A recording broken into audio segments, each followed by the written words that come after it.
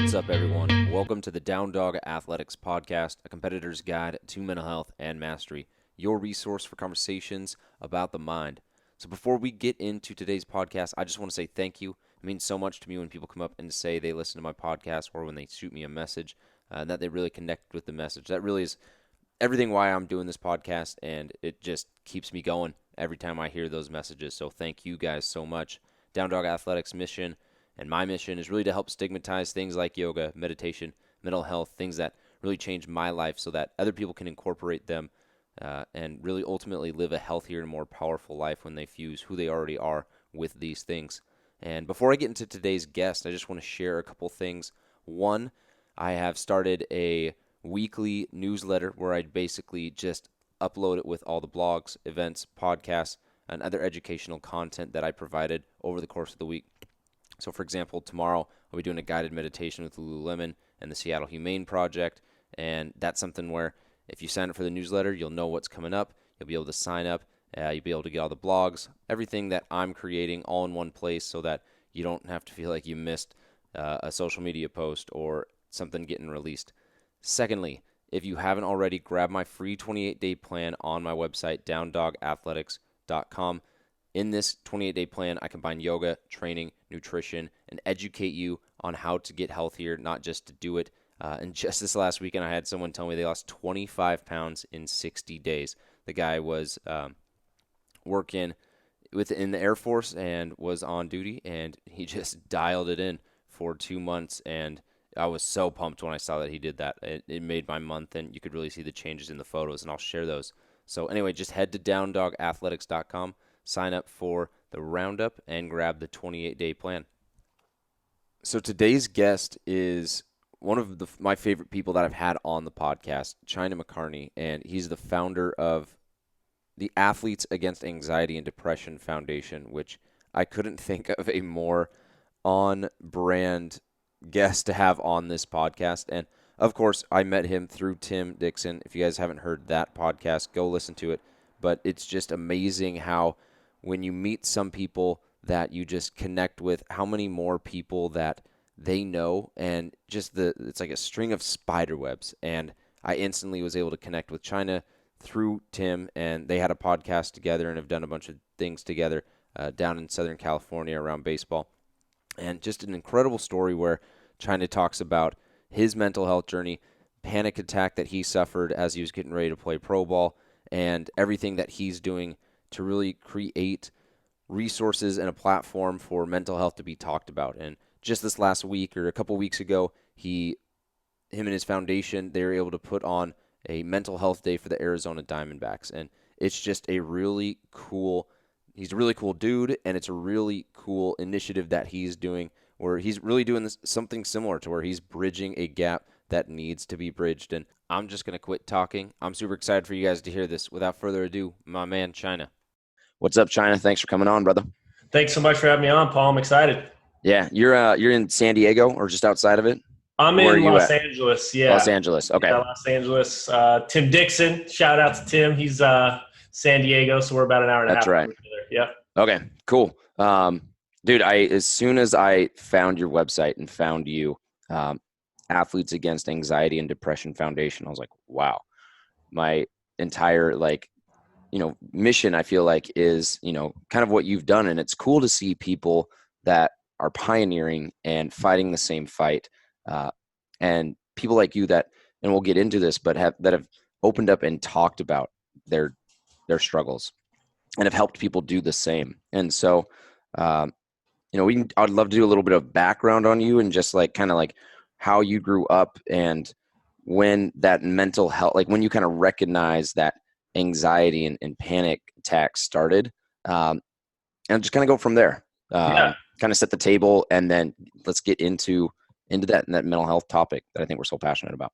No, absolutely. I think first and foremost, when Tim Dixon, as I shouted out to him before, kind of connected the two of us, and I did the same thing with you, Down Dog Athletics, and just kind of saw what you were about. It just fires you up, like you said, because you get, like you said the word vibe earlier before we hopped on, and the tribe and the people you surround yourself with are so important. And so anybody that Tim recommends, I know they're going to be a freaking legend. So I was excited to talk to you.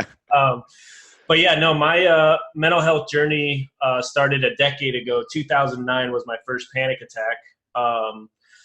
I was pursuing professional baseball. I was going through the whole, draft projection, where I was going to go, all that stuff. And around the holidays in 2009, I was driving up the coast, as I had done many times before, to visit my mom, and had my first panic attack in the car, and had no idea that it was a panic attack. I thought I was having a heart attack. I didn't know what was going on, and had to pull off the side of the road. My dad actually had to come get me. He had to drive over 2 hours. I couldn't physically get back in the car, and so it was terrifying. So went to the doctor, all these tests, and this is something I hear often now in the work that I do, is you want to go to the doctor and hear that there's something physically wrong with you. You don't want to hear them tell you, hey, it's your brain, you're stressed, or you're having anxiety. But they told me it was mental. I had a panic attack, and that's a very scary feeling, because especially at that time, it was not talked about. It's a huge negative for an athlete, a huge perceived negative to scouts and everything. You don't want them to think there's any weakness mentally. But so I kind of hid it, and I won't tell the whole story. We'll kind of go back and forth here, but I hid it for the next 6 years until 2015, because I didn't want scouts to know. And I masked it with alcohol abuse. I masked it just living two different identities, one on the outside and then one on the inside of what I was truly going through. But it took 6 years for me to basically break down in a parking lot and reach out to get help to a therapist. And that was really the beginning of the transition from a very, very negative relationship with mental health to now where I feel like it's a blessing and something positive. Yeah, totally. I want to get into that, because the way you talk about it is so powerful and I think so important. But to dial it back a little bit, so you're pursuing pro baseball. So and there's nothing in the past that it would kind of make you think like, oh, this guy, he's probably struggling with mental illness or mental health. It just kind of came out of nowhere. And before then, there was no reason to think that was going to happen. Yeah, it was kind of a culmination of everything I had worked for my entire life, with showcases in high school, everything like that. 2009 was my junior year of college, which is your biggest draft year. It's where you're going to get the most money. You have the most leverage to negotiate. Right. There had been a situation at the college I was currently at where I had been changed. Basically, my role on the team had been changed from a starter to more of a reliever role. I won't bore you with the baseball talk, but everything had kind of changed. Everything I had worked for was going on one path, and it totally changed going down a different path. And I think just the combination of all of that, having to transfer schools, just all came to a head at that point where I had that first panic attack. And I'd always been, a little bit of a worrier and always thinking out situations. I still do that, thinking out every possible outcome to different situations and whatnot. But there wasn't any panic attacks before that. There wasn't anything that would point you into I might be struggling from a mental health illness. And that's still what I get a ton of, is people, when I start to open up about it, or started to open up about it, they can't believe that. They're like, you're struggling from this? Like, there's no way, because I did such a good job, in a terrible way, in my opinion, of hiding who I truly was and what I was truly going through. Yeah. But there were no warning signs before that first big attack in 2009. Yeah. At a physiological level, what is happening during this panic attack? That is, like, did the doctors describe it? I'm sure through your research, you're able to explain a little bit more, but to go from from driving to not being able to drive, like that's intense.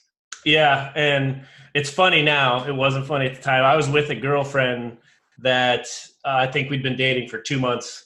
And I was taking her up the coast to see my mom. That probably didn't help the situation. But I was driving, and I started to feel like an adrenaline rush, kind of like that fight or flight you get when you've almost been in a fight, or there's a threatening situation. And kind of took me off guard. I started to try to hide it from her because I didn't want her to freak out. And I just felt like this tingling kind of sensation going up my spine, coming into the back of my neck, where my body felt like it was on fire.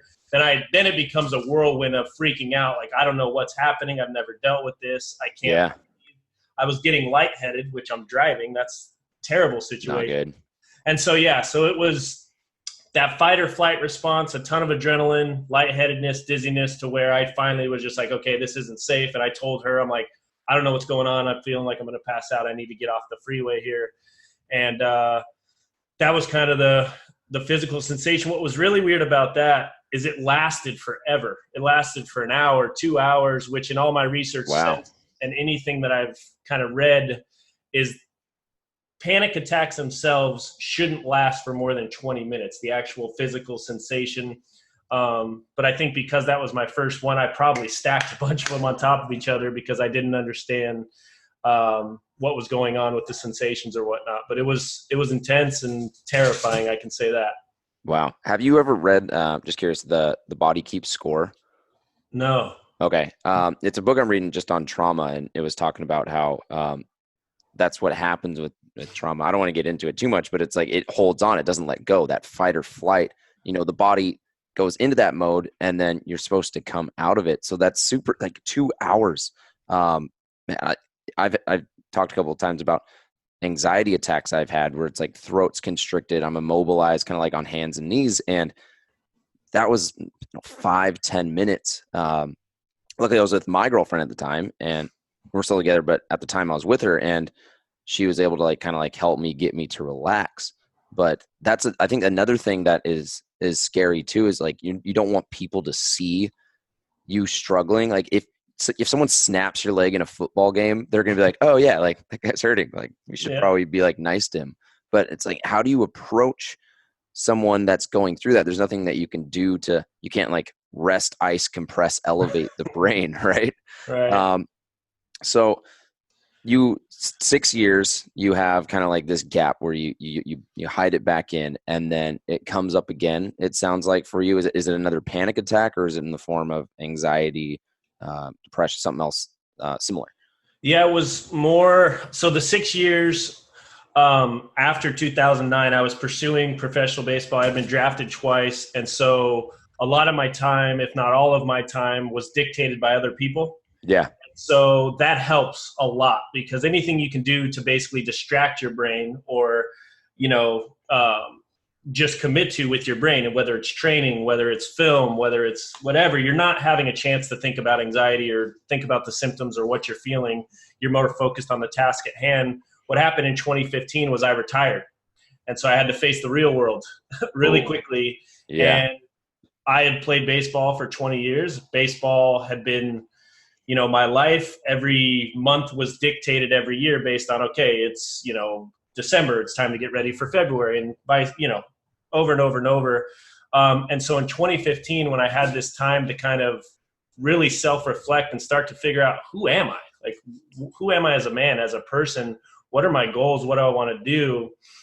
It just gave me all this time really to just observe my physiological responses and stuff. And I started to have anxiety consistently. That transition for anybody, from whether it's college to career or whether it's retiring from sports, there's a ton of articles about that. Yeah. Especially with Olympic athletes, where they're just so committed to one task. And then when that task kind of leaves you, it's like, who am I? And what am I doing?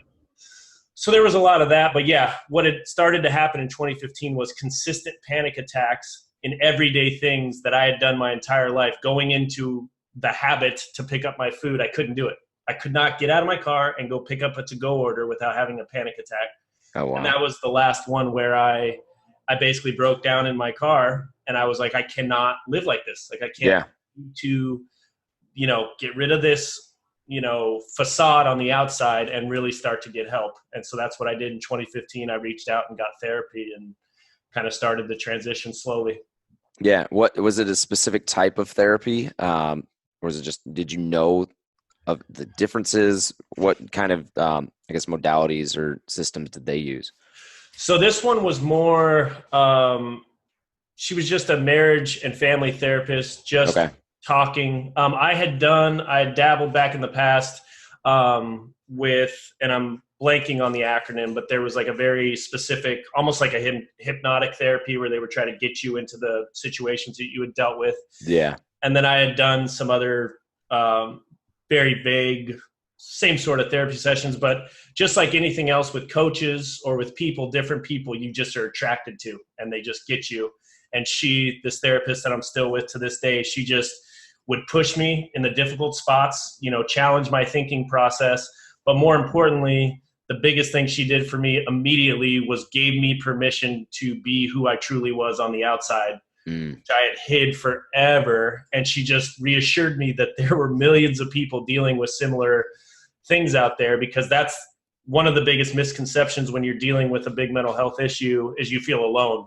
Yeah. And you feel like there's nobody else that could possibly be dealing with this and you don't know where to turn. So that's what she really did for me, is just allowed me to be me and start to just say, hey, I'm China McCarney and I have panic attacks. Who cares, man? Everybody's got something they're dealing with. So yeah, totally. That the permission part, I think, is one that's super powerful. And whether it's like a counselor or a coach, like having someone be like, I believe in you and you can be who you need to be. I guess for anyone listening, it's, seek those people out, because it might be just like that one person that allows you to unleash so many things that from a mental or spiritual even level. That's super cool that you guys are still together. That's what, 10, 12 years? Well, her and I now, it's going on our 6th year. And what's really cool is she's become a staff therapist through AAAD, through Athletes Against Anxiety and Depression. I have her on staff. And so we can get, she does phone sessions, she does in person, she does Skype sessions, but it's been really cool because a lot of people, especially today, want to do stuff over the phone and in their comfort zone. Yeah.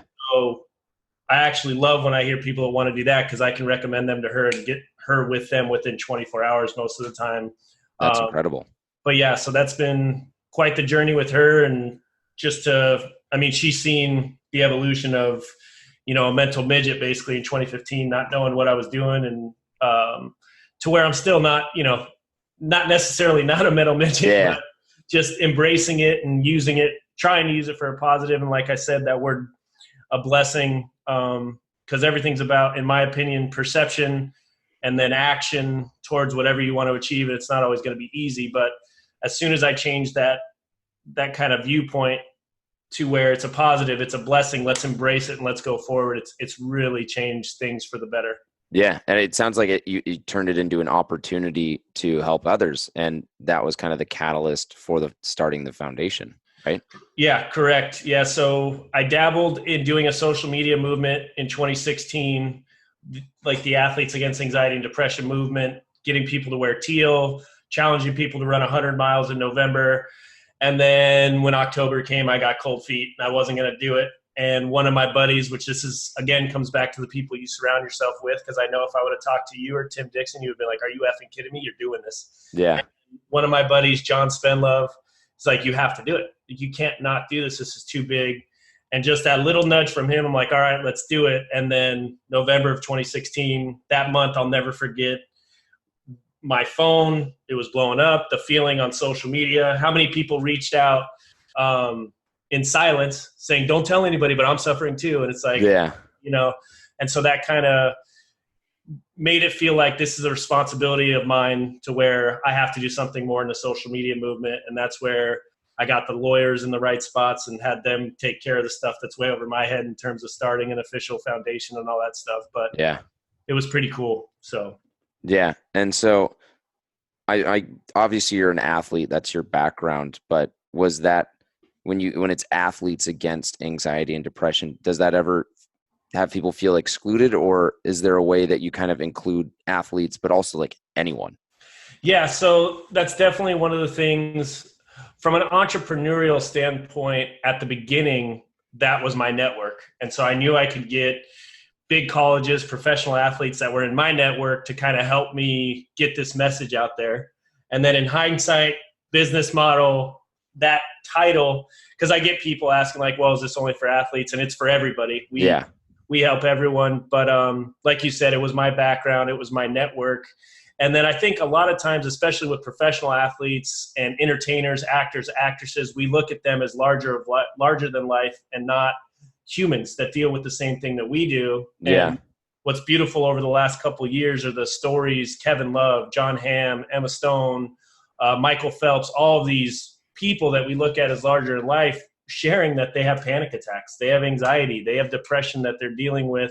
And so I felt like if you can do kind of that human relationship, to where everybody's human, everybody's going through something. I think Kevin loved, that was the title of his article.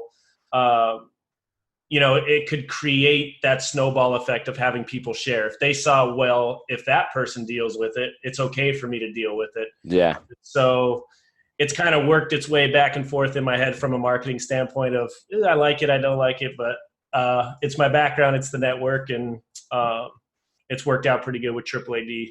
Yeah, for sure. Yep. I mean, I look at it and you can almost think like, pretend it's like Actors Against Anxiety and Depression Foundation. Like people look up to actors. And so it'd be like, oh, here's this group of people that have status, that, have influence over people. They're standing up against it. Well, maybe I can too. And so in a way, if people are looking up to athletes, that's how I would look at it. And I kind of deal with the same thing too. I'm like, yoga for athletes. Well, it's like, I want you guys to be an athlete and do yoga and do them both. But, so I totally understand you there, man. What kind of, so there's a couple of different questions I want to ask on kind of like how you guys work with, whether it's schools or sports teams, or really who you work with. But what are kind of like the current initiatives that you guys are really focused on now? Whether that's you, the different people that you're working with, what's on the horizon? So the biggest thing by far is figuring out the best way to get people free therapy. Therapy changed my life, like we talked about.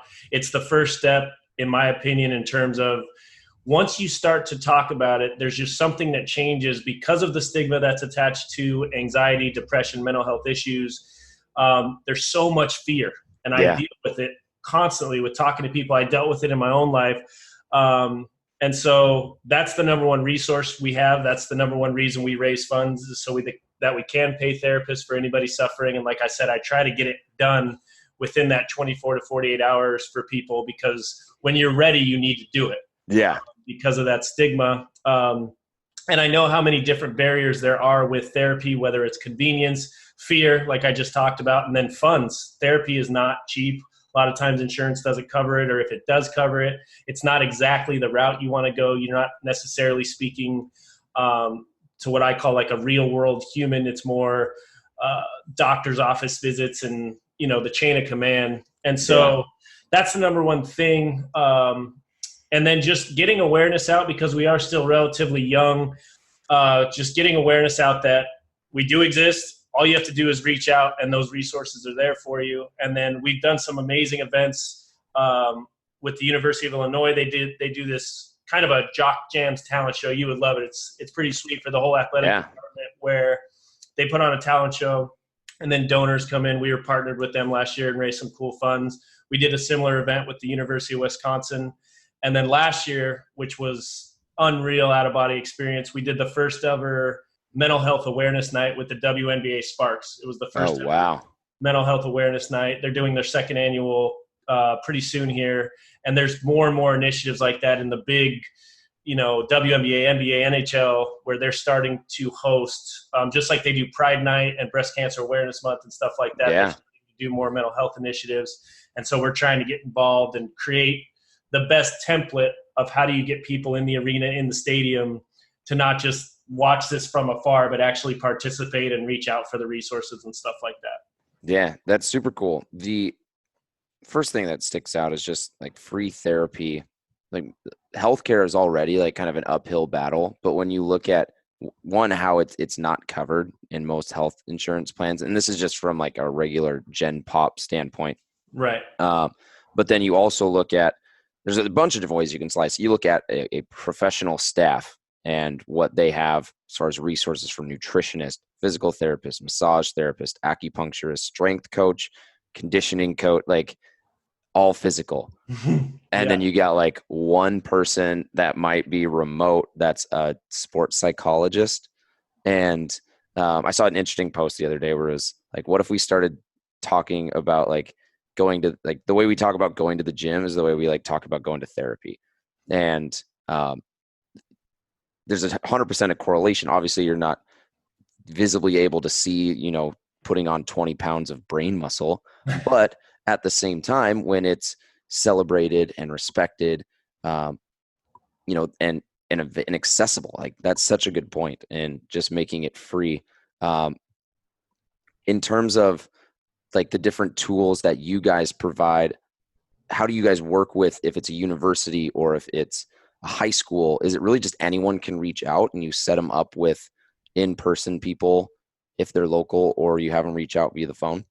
Yeah, so it depends on the situation, but every single event that we do, we try to have somebody out there to represent us. If not, whoever helped us set up the event, like Wisconsin was a little far being on the West Coast. So the individual that I had been working with to set up the event, she was kind of our ambassador for the event. And we have these resource cards where there's just 5 tips for dealing with a panic attack, where you immerse yourself in the environment. You take a deep breath, you count to 10, just things that have helped me and things that I've researched and stuff like that. And then on the flip side of it, it's kind of a business card size resource card. On the flip side, it has all the information and where you can reach out. But that's the toughest part, is you can't take the first step for somebody else, which is what I want to do for everybody. Because I know how powerful that is. And that's from a marketing standpoint and just a resource and a time standpoint. I have, my day job that I wish the foundation was my full-time gig, but I have my day job that takes up a lot of my time, which there's pretty cool because I get to work with athletes as well and talk about this stuff. We do mental training.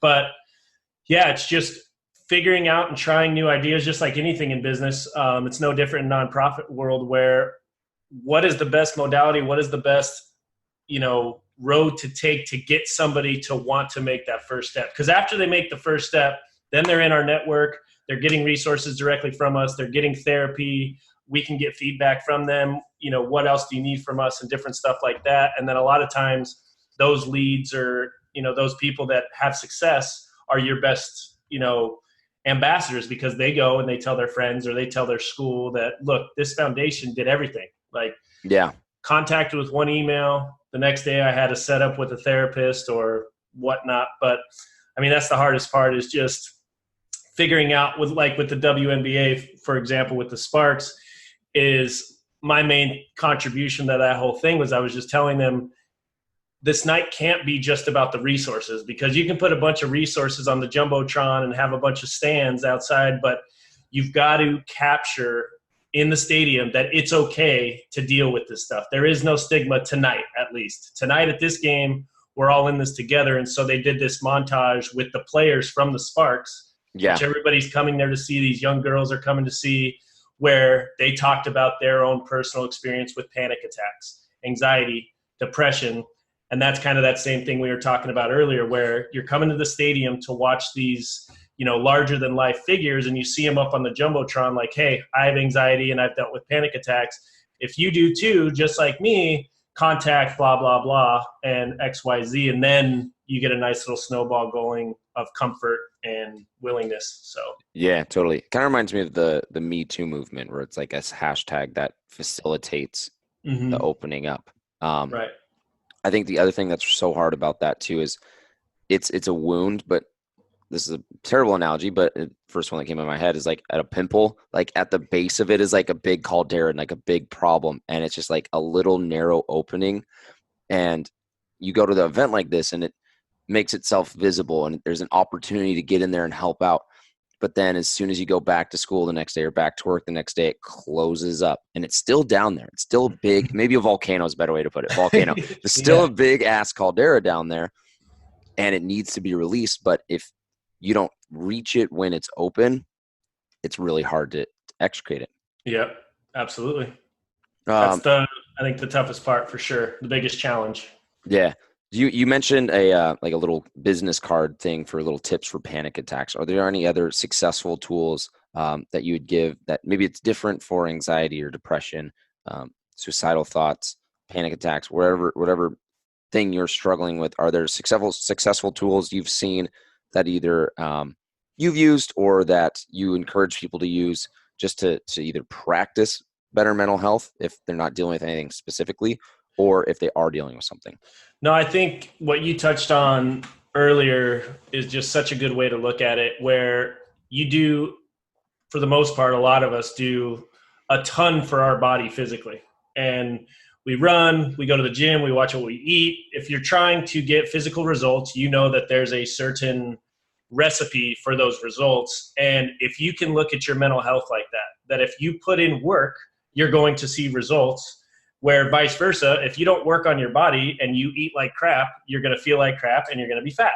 Yeah. So if you don't do anything for your mental health, or you treat yourself like crap with negative self-talk, and you don't envision the best version of yourself — I saw that line on your website, by the way, today, and it fired me up because I love always trying to picture that. Yeah. But if you just look at, and Tim talks about this all the time, Tim Dixon, sorry, that's third shout out, Tim, you owe me money. But reverse engineering. So if you look at, like, this is what I had to do for my own personal mental health, is what is like a good mental health, what does my good mental health look like? And then how do I get there? And you reverse engineer. And for me, it's exercise as a must. I have to get my exercise in. I have to meditate. I have to stretch. I have to watch what I eat. I got to be very careful with caffeine because I'm sensitive. And what's cool is you'll learn so much about yourself, because what is a perfect recipe for me, both physically and mentally, isn't necessarily what's going to be perfect for you. Yeah. But there's so many different methods to try to work on. And what I try to do is I try to study as much as possible, try as much as possible, and then keep the parts that I like and get rid of the stuff that I don't. Yeah, dude, I was thinking about this today. I don't know if I was walking in the shower or whatever, but it's everyone has like kind of like a unique DNA, and people want a one size fits all. I think I was thinking about diet specifically. Like people like want that one size fits all diet, and then they're like, sweet, I don't have to think about it anymore. And it's like that doesn't exist for relationships, that doesn't exist for jobs, that doesn't exist for anything. Yet people, are resistant to really study themselves and study their mind and their body and what works for them. A different macro breakout is going to work differently from one person versus the other. Different mental health practices is going to work differently for one person than the other. You got to try 100 different gyms to find out what your vibe is, and I think that's the first place that I would almost encourage people to do, is like, look at yourself like a textbook and be like, all right, I'm going to figure out what makes this thing run. Yeah. No, and I think that it gets me so fired up in so many different ways, because I get like competitive about it, and then I get excited thinking about people just learning about yourself. Because like I said, 2015, like I was 28 in 2015, and I was still a child basically, because I'd played baseball my entire life. I'd kind of had everything dictated. And so over the last 4 or 5 years, I've had to figure stuff out, what works for me, and try to look back at the times in my life. When was my mental health better? Okay, what was going on in my life? And then another, we could pull this thread a bunch of different ways, but the people, I've said that probably 3 times now, the people that are in your life, especially with something we're talking about mental health now, what I have learned about people that were in my life for the wrong reasons, when you finally open up about this and open up about mental health, or open up about something that you're struggling with, if somebody's not supportive of you, or they're like, oh, get over it, or this and that, they probably shouldn't be in your life. And a lot of people have a hard time minimalizing the people in their life. I'm a big minimalist guy. I like having limited items and everything. And they talk about it in the minimalism series and in the book about it's the same with people. You should have a smaller group of people, but those people should be, pushing you and willing to challenge you, not just the yes people that just agree with everything that you do. Because if that's the case, sorry about that. Nash. That's all right. It's Down Dog Athletics, right? So we gotta That's so Nash, perfect. knock it off. But yeah, if you got to have the right people in your life for the right reasons, and they should push you in the right ways and support you no matter what you go through. So yeah, no, that's a really good point, because I was talking to another buddy about this, in how, you have your mental health, but there's different pillars to it. There's physical, there's environmental, there's social, there's educational. And to your point, there's so many different ways you can pull those strings, but you got to look at all those different pillars and be like, all right, how is this facilitating, or how is this hindering my mental health? right. The same way you would looking at your diet and what you're eating, and are you drinking enough water, and are you working out, and are you stretching? And it's like, there's so many things. And I'm glad you mentioned that, because it is really like a reflection and a self-study. Right. What kind of want to switch gears a little bit, and go into kind of the future of mental health, and you've done so much work in this. I know you're going to continue to do work in this, and I'd love to hear success stories too. But how do we get? I think awareness is the first one, but how do we get it so that mental health is valued the same way, it's funded the same way, there's people on staff the same way? Are we going to get there? What are your thoughts on that? I think the answer to that question is so much more positive today than even 3 years ago when I started this movement or path towards the foundation. I think we will get there. I think we're closer than we've ever been before. I think the number of celebrities and the number of people in positions of power that are willing to share now is going to speed up the process immensely, because it's showing that there's passion at the higher levels, and everything, I don't care what anybody says, everything takes funding. And the more and more people of higher stature that can get this kind of moving along with funding, and like on staff, like you said, there's so many different people on staff in colleges. Just in my own personal college experience, we had personal trainers, we had everything. And then there was like this little part of campus way over that was the mental health department. And there was like a person in the mental health department that was assigned to athletics, but it wasn't a real resource necessarily. It was almost like if you got caught going there, you might get punished at practice kind of thing. Yeah. And so fast forward just 9-10 years later, it's way better now. There's so many coaches that I've talked to. There's the University of Wisconsin, the University of Illinois, all these schools making this a big priority. And I think the more and more that happens, I think 5-10 years from now, we'll be in an even better position. And I think 15 to 20 years from now, mental health will be treated in just as high regard as physical health. And they'll be focusing on that with athletes because of, unfortunately, the numbers that are continuing to come out and the bad stories that I have to hear about constantly, which is the suicide rate is vaulting up because of the social media driven society and people trying to live up to standards based on 38 filters on a photo. There just needs to be more and more of this addressed so that we can help our teens and then on into adult life to create a better functioning society. Yeah, I'm glad you mentioned that, because 10 years ago, I think maybe 11, the iPhone, the original one, came out. Right. And it's like scientific studies take a while to get planned, conducted, reviewed, published. So anything we're looking at might be just coming out now. And we have no idea how people that grow up with social media are being affected from a mental health standpoint. So it's almost like, people listening is like, we got to create a big net, because there's a big group of fish that are going to need that net from a mental health standpoint, because there are some good things about social media and connecting. And I think it's really powerful when you do a movement like you mentioned, where people are able to share. You think of the ALS Ice Bucket Challenge, like that was a huge social media movement. Right. But you're also comparing yourself to someone's one day that would maybe have been a year and a half ago through one filter for 1 second. And you're like, man, I'm at work and that person's in the Bahamas. My life's terrible. Now I'm depressed. And it's like, that's not reality. But it's hard to tell people that, and the people that grow up with that, we don't even know. We don't even know what they're going to deal with.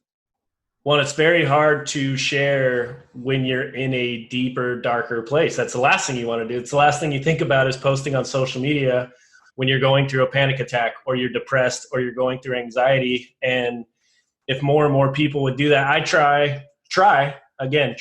And this is my passion, what I feel is a responsibility of mine. And I still come up short oftentimes where I'll think about something like, I was going through something that would have been a good post, instead of waiting and posting my cute dog's face on the pillows. But yeah, it's interesting that if more and more people can share everyday life things, and not the picture in the Bahamas, like you said, where it's a perfect filter, perfect water. They were there for what? Like, they got the perfect photo, and then that's what you're judging yourself on. And that's not reality. That's not life. And I've never thought about it. And that's why I love having conversations like that, where it was only 11 years ago that this basically started. And like you said, the research, there's not enough data to even know the effect it's having on young brains and developing minds. And self-esteem and all that stuff. I'm going to have to do some more research on that for sure. Yeah, totally. Well, I think, it's just for you, and as I get into this too, it's just like the commitment to not stopping, to finding ways to helping people. It's like I'm sure like you're so aware of how big this is to you that you could never stop doing it. And so you're just going to be compelled. And it's like that athletic nature of you. You're just going to keep going and going and going until you're like 98 and you've got 500 people on staff for each college. That's right, baby. I want to come back to one of the first things that you mentioned, because I think it's really important. And it's that you were blessed with your panic attack. Is that, I'm wording that right? Yep. Because people that I'm close with, and I mentioned the Helinski's Hope Foundation, and I went to school with a lot of people that knew Tyler, and suicide is a really big example of this. But we talk about mental health as if it's something that people commit or that is really negative. And, you don't commit suicide like you commit homicide. Right. But people make that connection of committing, and they're like, oh, I'm a bad person if I have panic attacks or depression, or I'm bad if I have anxiety. Like, you're not a bad person if you sprain your ankle, but there's something wrong with you if you have depression. How important is it? I know how important it's been for you, but in what you've seen, is language a way that you're able to shift how people think about what they're going through to kind of help them get through it? And then also, as people talk about it too, to be kind of like respectful in how they articulate what people are going through. Yeah, language might be the most valuable weapon. That's terrible language. Yeah. Most valuable, for on both sides, like you just said. I think one of the biggest things that people don't realize is how catastrophic their language can be when talking to somebody that's battling a mental health issue. Where I've had people say things in passing that they don't think are a big deal, and it can send me into a negative 2-week cycle because they don't realize how hard I'm fighting to try to just maintain a level mental state. Yeah. And they'll say, this is a terrible example because this wouldn't affect me now, but this is just an example. Like, why don't you just get over it and stop being so weak, or something like that? Right. Yeah. And it's like, what you said was so powerful, where when you suffer from a mental health illness, anxiety, depression, panic attacks, anything like that, it is a disorder that you did not choose. Yeah. This chose you. Your brain is basically attacking you, just like any other disease. One doctor said this to me, and it changed me instantly. He's like, just like cancer, just like you said, if you sprain your ankle, you didn't choose to do that. Yeah. Look at it the same way. You didn't choose to have anxiety, panic attacks, depression. You are sick. So let's get medicine to get you better. And there's all kinds of different,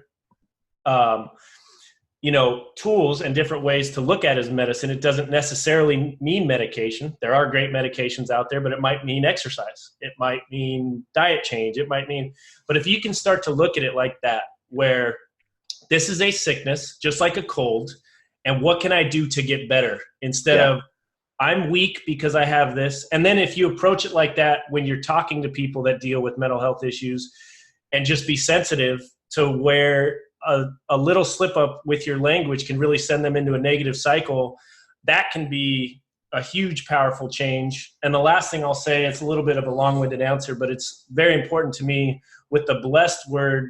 When I decided with my therapist, and we kind of worked through that language about what a blessing this is, what a cool responsibility this is, that I've been able to gain some perspective over the last 4 years, that every time I have a panic attack or deal with anxiety or feel depressed, I'm going to look at that as an opportunity to learn from, teach myself, and hopefully teach others to hopefully get better. And like you said, there's no finish line.